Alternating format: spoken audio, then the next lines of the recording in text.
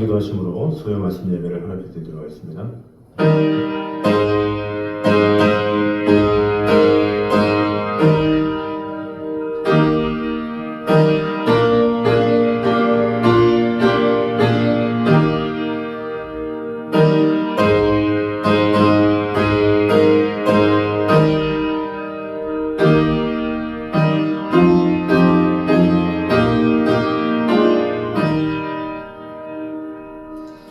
진실로 진실로 너희에게 이르노니 믿는 자는 영생을 가졌나니 내가 곧 생명의 떡이니라. 너희 조상들은 광야에서 만나를 먹었어도 죽었거니와 이는 하늘에서 내려오는 떡이니 사람으로 하여금 먹고 죽지 아니하게 하는 것이니라. 아버지 하나님, 우리의 생명의 떡이시며 생수의 근원 되신 주 예수 그리스도를 찬양합니다. 오늘도 그 예수님을 바라보며 아버지 하나님께서 주시는 그 화평과 평안함으로 오늘도 하나님의 말씀으로 우리를 세워주시고 지켜주시고 함께하여 주시옵소서. 예수님의 이름으로 기도드립니다. 아멘. 우리 찬송가 484장 찬양하겠습니다.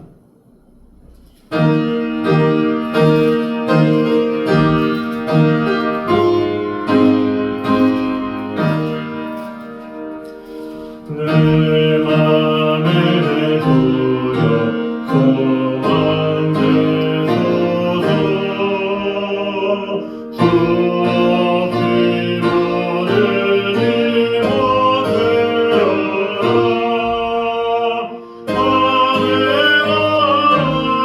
아내가 주님 생각 잘 되나 될때 함께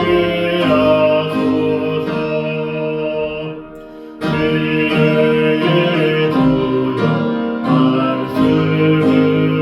말씀으로써 언제나 내 안에 계시소서. 주는 내 아버지 나는 아들 주 안에 내가 늘 함께하네. 세상의 영광 안 보여도 언제나 주님은 나의 기업. 주님만 내 맘에 계시오니 주님 참 귀하소라. 영원한 주님 내 승리의 주 하늘의 기쁨을 주옵소서. 어떤 고난이 닥쳐와도 하늘의 주여 소망 되소서.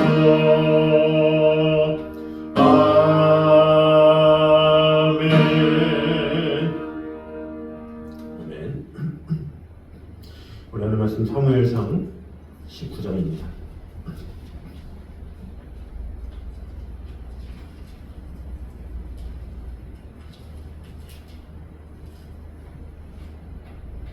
사무엘상 19장 18절에서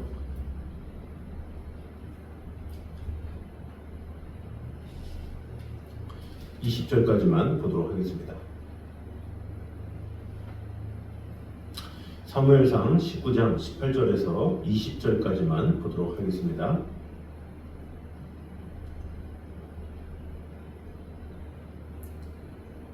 우리 한 목소리로 같이 돌아가겠습니다. 다윗이 도피하여 라마로 가서 사무엘에게로 나아가서 사울이 자기에게 행한 일을 다 전하였고 다윗과 사무엘이 나요스로 가서 살았더라. 어떤 사람이 사울에게 전하여 이르되 다윗이 라마 나요스에 있더이다 하매 사울이 다윗을 잡으러 전령들을 보냈더니 그들이 선지자 무리가 예언하는 것과 사무엘이 그들의 수령으로 선 것을 볼 때에 하나님의 영이 사울의 전령들에게 임함에 그들도 예언을 한지라. 아멘. 사무엘상은 크게 전 3부로 구성되어 있습니다. 이 중에 1부인 1장에서 10장은 그 자신이 신정 체제에 의한 이스라엘 최후의 사사였으며 뒤이어진 왕정 체제 수립에 있어서 하나님의 대행자로서 하나님이 택한 자에게 기름 부음을 통하여 이스라엘의 왕정을 여타 이방 나라와 같은 단순한 왕정이 아니라 신정적 왕정이 되도록 사역함으로써 결국 이스라엘 신정 왕국의 탄생에 어떤 산파 역할을 수행했던 사무엘의 등장, 그리고 그의 사역, 그리고 이스라엘 정치 체계의 이 왕정 체제로의 이양에 대해서 보도를 하고 있습니다.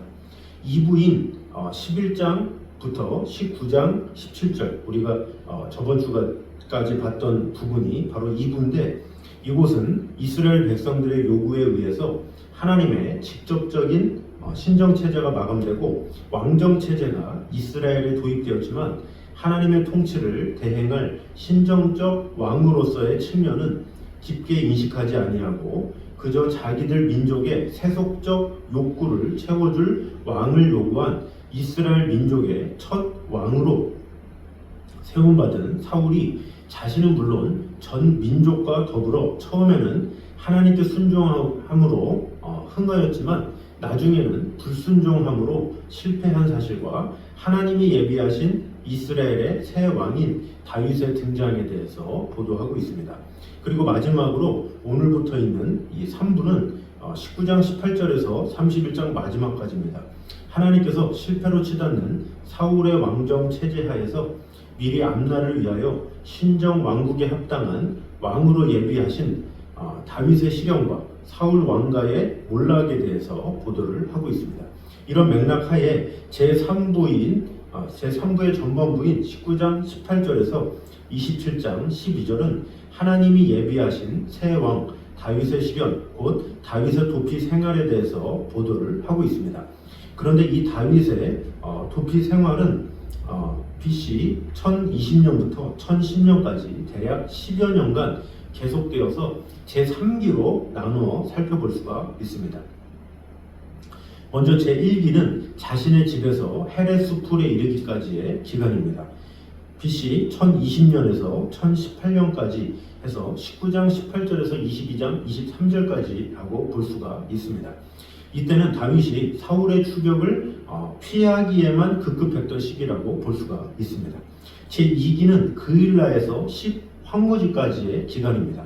BC 1017년부터 1015년까지 23장 1절에서 26장 25절까지 기록되어 있습니다.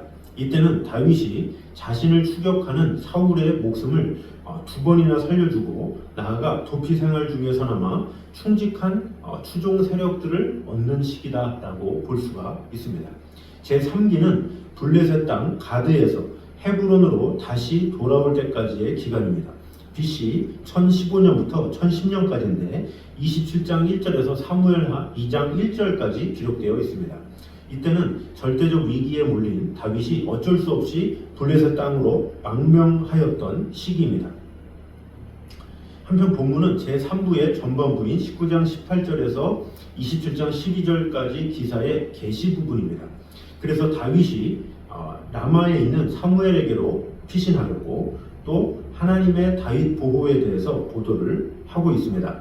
상수라면 먼저 18절은 다윗이 사울의 살해 위협을 피해서 사무엘이 있는 라마로 갔다가 다시 사무엘과 함께 라마나요스로 피한 사실을 보도하고 있습니다.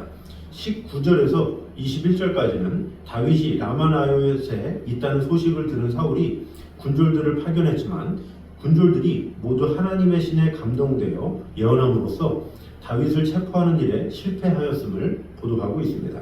이 뒤에 있는 22절에서 24절까지는 군졸들을 보내서 다윗을 체포하는 일에 실패로 돌아가자 이번에는 사울 자신이 직접 라마나요스에 갔으나 그 역시 하나님의 신에 감동되어 예언함으로 인해서 다윗을 체포하는 일에 실패한 사실을 보도하고 있습니다. 그럼 오늘부터 이 사무엘상 크게 1부, 2부, 3부 중에 이제 3부의 시작에 해당되는 부분들을 보도록 하겠습니다. 먼저 때로는 핍박을 피하는 것이 지혜로운 행동이기도 함을 말씀하고 있습니다. 18절을 보면 미갈의 도움으로 또 한 번 죽음의 위기를 넘긴 다윗이 사울을 피해서 자기 집을 떠나 라마로 도피했다, 이렇게 기록이 나옵니다. 18절을 보면 다윗이 도피하여 라마로 가서 사무엘에게로 나아가서 사울이 자기에게 행한 일을 다 전하였고 다윗과 사무엘이 나요스로 가서 살았더라, 이렇게 기록을 하고 있습니다. 다윗은 죽음의 위협 속에서 가만히 앉아서 기다리거나 또 죽음의 위협 속에서 그저 안주하고 있지 않았습니다. 다윗은 이스라엘의 다음 왕으로 기름 부음을 받은 자였죠. 말하자면 다윗에게는 확실한 소명이 있었던 것입니다. 그러므로 다윗은 일단 사울의 손에서 피함으로써 후일을 기약한 것이다 볼 수가 있습니다. 만일 다윗이 가만히 앉아서 죽음을 기다렸다면 그것은 자신의 소명을 제대로 수행하지 못한 것이 되었을 수도 있습니다. 우리는 자칫 핍박이 임할 때 무조건 견디고 참는 것이 좋을 것이다, 이렇게 생각할 수가 있습니다. 물론 핍박이 올 때 무조건 도피하기보다는 견디고 인내하는 것이 성도로서의 바른 자세입니다. 핍박을 참고 견디다 보면 환경이 바뀔 수도 있고 또 핍박하는 자가 심경의 변화를 일으킬 수도 있기 때문입니다. 그러나 무조건 참고 견디는 것만이 상책은 아닙니다. 그것은 오히려 역효과를 가져올 수도 있습니다. 그러므로 도무지 변화에 기미를 보이지 않을 때 또는 생명의 위협을 느낄 정도로 위험을 느낄 때, 즉 도저히 신앙생활을 영위할 수 없을 때는 피하는 것이 지혜로운 처사일 때도 있다라는 거죠. 예수님께서도 제자들이 핍박받을 상황을 예견해서 이렇게 마태복음 10장 23절에 말씀합니다. 이 동네에서 너희를 핍박하거든 저 동네로 피하라, 이렇게 말씀하였습니다. 또 사도행전에 보면 스데반 집사의 순교 이후에 극심한 핍박에 임하였을 때 예루살렘의 모든 성도들은 흩어져서 피한 것을 볼 수가 있습니다. 그러나 결과적으로 흩어진 성도들이 피해서 가는 곳마다 복음이 전파되므로 하나님의 나라가 확장되는 것을 보게 되죠. 하나님의 사람들이 피한다라는 것은 결코 비굴하거나 아니면 잘못된 것은 아닙니다. 다 하나님의 선하심 가운데 하나님의 일하심을 바라보면서 나아가는 것이기 때문에 우리가 때로는 피해야 될 때가 있다라는 거죠. 로마 시대에 이스라엘 백성들은 카타콤이라는 그런 지하에서 생활을 했습니다. 그들이 피하지 않고 그저 네로 황제가 하는데, 또 요한계시록에 나오는 콘스탄티누스 그런 황제가 있을 때, 도미티아누스 황제가 통치할 때 피하지 않고 그들이 나섰다면 어떻게 되겠습니까? 전부 다 몰살을 당할 수밖에 없었겠죠. 그러나 피함으로 말미암아 오히려 나중을 도모하고 다음을 기약하고 생각할 수 있었다라는 것입니다. 우리 주님의 말씀처럼 성도는 험악한 세상 가운데 비둘기처럼 순결하면서 뱀처럼 지혜로워야 함을 말씀하고 있습니다. 어떤 상황에서도 신앙 자체를 굽히거나 타협해서는 안 되지만 불필요한 충돌이나 위험은 피하는 것, 그것이 지혜다라는 것을 우리는 알아야 합니다. 그래서 맞서야 할 때와 견뎌야 할 때, 그리고 피해야 할 때를 분별할 수 있는 지혜, 이것이 우리에게 필요하다는 것을 우리는 알아야 합니다. 그러므로 어떠한 상황에서도 무조건 부딪힌다고 된다라는 것이 아니라 무엇을 하기 전에 잠시 생각해보고 피할 수 있을 때는 피하고 다시 한번 생각하고 자신을 잘 추스림으로 말미암아 하나님께서 때를 주실 때 마음을 다할 수 있도록 준비되는 것, 이것이 필요한 일이다라는 것이죠. 잠언 22장 3절에 보면 슬기로운 자는 재앙을 보면 숨어 피하여도 어리석은 자들은 나아가다가 해를 받느니라, 이렇게 기록을 하고 있습니다. 사도행전 9장에도 보면 사울이 바울이 되는 장면이 나오죠. 근데 그 사울이 바울 됐을 때에 바로 나가서 복음을 전한 것이 아니라 오히려 아라비아에 가서 3년 동안 주님과 교제하고 그리고서 이제 다시 아라비아로 가서 또 사역을 하게 된 것을 볼 수가 있습니다. 그것이 무엇입니까? 아직 하나님의 때가 안 됐기 때문에 이전에 고향으로 돌아가서 자신을 추스리는 기회가 있었다라는 거죠. 누가 보기에는 사울이 왜 피했을까? 이렇게 할 수 있지만 사울 입장에서는 피한 것이 아니라 오히려 하나님의 때를 기다리며 갈망하며 그때를 기다릴 것이라고 볼 수가 있습니다. 그러므로 우리는 어떠한 일이 있을 때든지 맞설 때가 언젠지 또 내가 나설 때가 언젠지 피할 때가 언젠지 이것을 잘 기억함으로 지혜롭게 행하기에 힘쓰는 저여러분 되시기를 주님의 이름으로 축원합니다. 두 번째는 성도는 어려운 때일수록 영적인 자들을 찾아가야 함을 말씀하고 있습니다. 다시 18절을 보면 다윗이 도피하여 라마로 가서 사무엘에게로 나아갔다 이렇게 기록을 하고 있습니다. 즉 다윗은 지금까지 자기가 지냈던 궁중과 집을 떠나서 어디론가 피해야 할 때 다름이 아닌 사무엘을 생각하고 있었다라는 것이고 그리고 실질적으로 그에게 찾아갔다라는 것이죠. 이것은 그가 절박한 위기 상황에서 다른 어떤 도움보다도 영적 도움을 가장 필요로 했다라는 것을 알 수가 있습니다. 이처럼 사무엘을 찾아간 다윗은 사울이 자기에게 행한 일을 다 구했다 이렇게 기록을 하고 있습니다. 그래서 18절 중반절에 뭐라 그럽니까? 사울이 자기에게 행한 일을 다 전하였다 이렇게 얘기를 하고 있죠. 전하였다라는 사실은 일방적으로 전하기만 했겠습니까? 지속적인 그의 가르침을 받았다라고 볼 수가 있죠. 이것은 이 사무엘을 찾아간 다윗이 이 고했다 이것은 자신이 처한 형편을 알고 대화하고 또 이 대화를 통해서 자기에게 왜 이런 일이 일어나는지 앞으로 어떻게 행동해야 할지 조언을 들은 것이라고 할 수가 있습니다.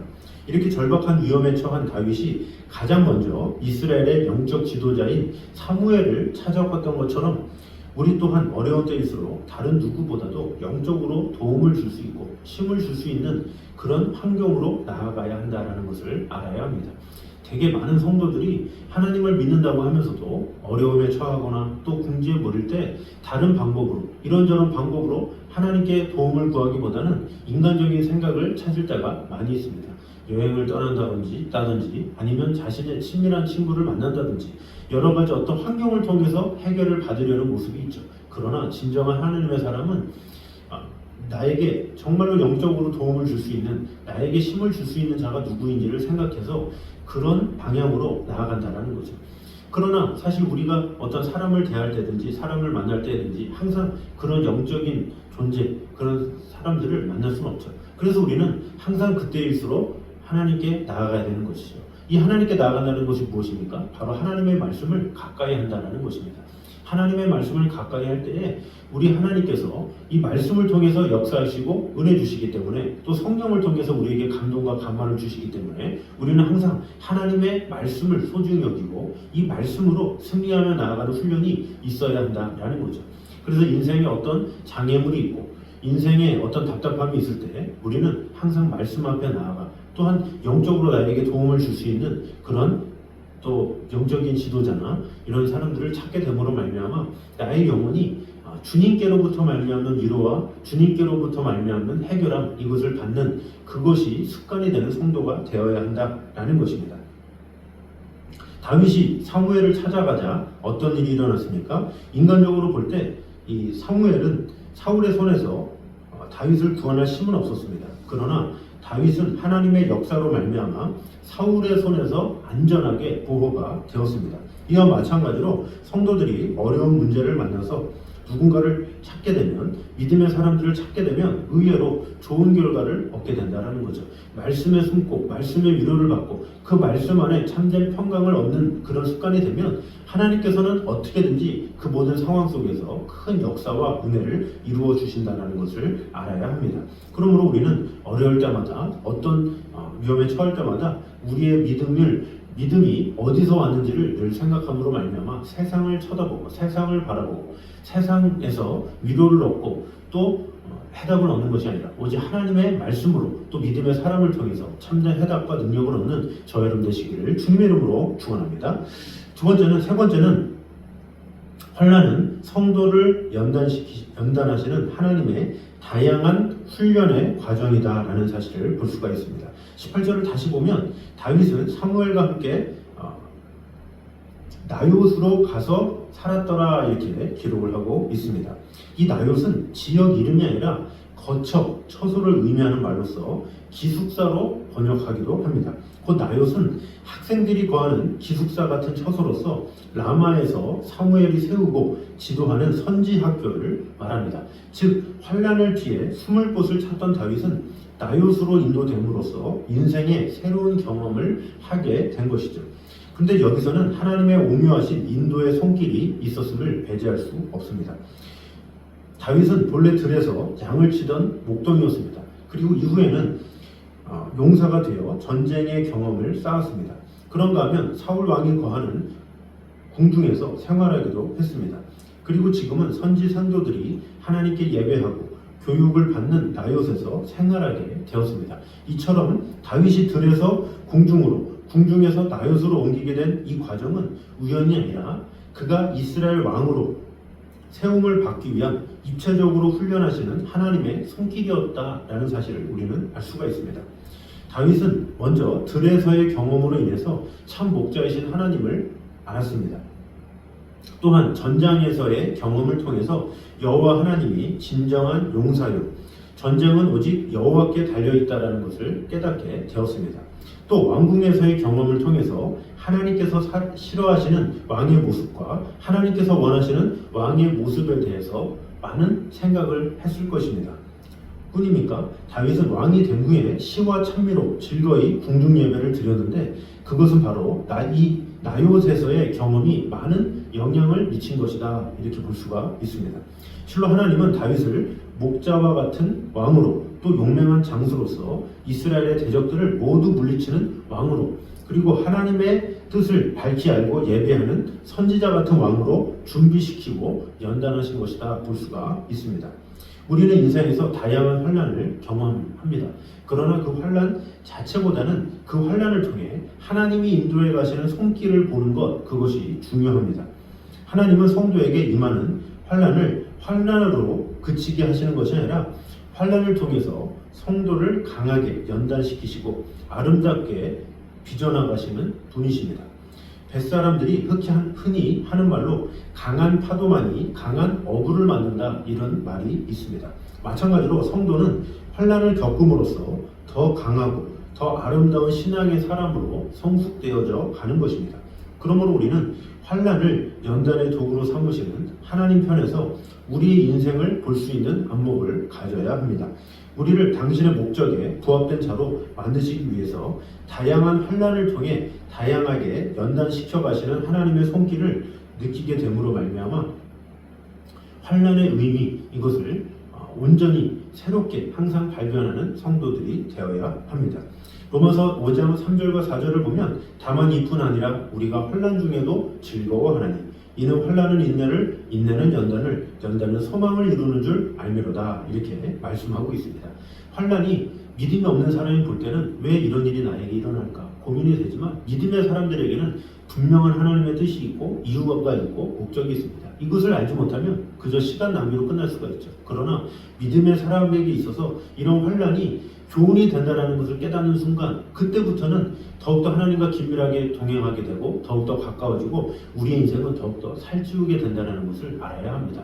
그러므로 우리 모두가 나의 가는 길을 오직 그가 아신다라고 말씀하신 것처럼 그분이 우리를 알기 때문에 우리를 어떤 환경에 처하든지 간에 하나님께서 결국에는 선을 이루어 주십니다라는 믿음을 가지고 오늘도 주님만을 신뢰하며 나아가는 저여러분 되시기를 주님 이름으로 축원합니다. 기도하겠습니다. 사랑주님 감사합니다. 우리와 늘 언제나 함께 하시는 주님, 오늘 이제 세 번째 3부에 이제 이르러서 실질적인 이 다윗의 도피 생활이 나오는 것을 보게 되었습니다. 때로는 핍박을 피하는 것이 지혜로운 행동이기도 하다는 사실을 오늘 보게 되었습니다. 우리는 어떤 일이든지 핍박을 참고 견디다 보면 환경이 바뀔 수 있다 생각할 때도 있습니다. 또 핍박하는 자가 심경의 변화를 일으킬 수도 있겠다 생각할 수도 있습니다. 그러나 무조건 참고 견디는 것만이 상책은 아님을 오늘 보게 되었습니다. 오히려 역효과를 볼 수도 있습니다. 초대교회 때부터 또 고난의 시대에 이르기까지 믿는 자들이 오히려 도피함으로 오히려 하나님의 음성을 깊이 있게 듣고 그 다음을 도모했던 것을 보게 되었습니다. 우리 또한 지혜롭게 하나하나 행동하기에 부족함이 없도록 인도하여 주셔서 부딪힐 수 있을 때는 부딪히고 피할 수 있을 때는 피하고 그러함으로 비둘기처럼 순결하면서도 뱀처럼 지혜롭게 사는 그런 성도들이 되게 하여 주시옵소서.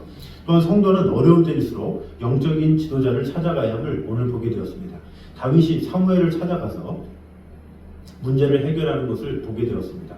우리 또한 어떤 어려움과 역경이 있다 할지라도 어떤 그런 환경 속에서 새로운 다른 환경을 찾는 것이 아니라 그 모든 환경을 주관하시고 돌봐주시는 하나님께 나아가는 그런 성도들이 되게 하여 주시옵소서. 주님 안에서 참된 쉼을 얻고 주님 안에 만족을 얻고 주님 안에 참된 해답이 있다는 사실을 꼭 기억함으로 말미암아 어떤 상황에서도 사람에게 위로를 받고 또 더 큰 환경으로 내 스스로 편하다 생각하는 자가 아니라 오직 하나님의 말씀만이 나를 세울 수 있다라는 마음 가지고 어떤 상황에서도 하나님의 말씀을 붙잡고 그 말씀 안에 거하고 그 말씀으로 참 쉼을 얻도록 주님 함께하여 주시옵소서. 또한 환난은 성도를 연단하시는 하나님의 다양한 훈련의 과정이기도 하다는 사실을 오늘 보게 되었습니다. 다윗은 사무엘에게 가게 됨으로 말미암아 목동으로 있을 때, 또 왕정에서 배울 때, 또 지금 궁중에서 많은 경험들을 하게 되었습니다. 이런 여러 가지 경험들을 통해서 하나님의 사람으로 세워지는 훈련을 하게 된 것을 보게 되었습니다. 우리 또한 어떤 상황에 처하든지 그런 환경을 통해서 나를 빚어가시고 만들어가시는 하나님의 은혜를 늘 갈망하며 나아가는 성도들이 되게 하여 주시옵소서. 어떤 환난 그 자체보다는 그 환난을 통해 하나님이 인도하시는 손길을 얼마나 경험하며 나아가는가, 그것이 중요한 것임을 오늘 보게 되었습니다. 그러나 나의 가는 길을 오직 그가 아시나니 그가 나를 단련하시는 후에는 내가 순금같이 나오리라 말씀하였습니다. 우리를 다듬어 주시고 돌봐 주시는 주님 앞에 우리가 온전히 나아가게 됨으로 말미암아 우리의 어떤 과정 가운데 생각지 못한 일들이 처해진다 할지라도 오직 하나님만을 신뢰하며 하나님께서 주시는 평안함으로 참된 은혜와 평강을 맛볼 수 있는 그런 성도들이 되게 하여 주시옵소서. 예수님의 이름으로 기도드립니다. 아멘. 우리 찬송가 431장 찬양하도록 하겠습니다.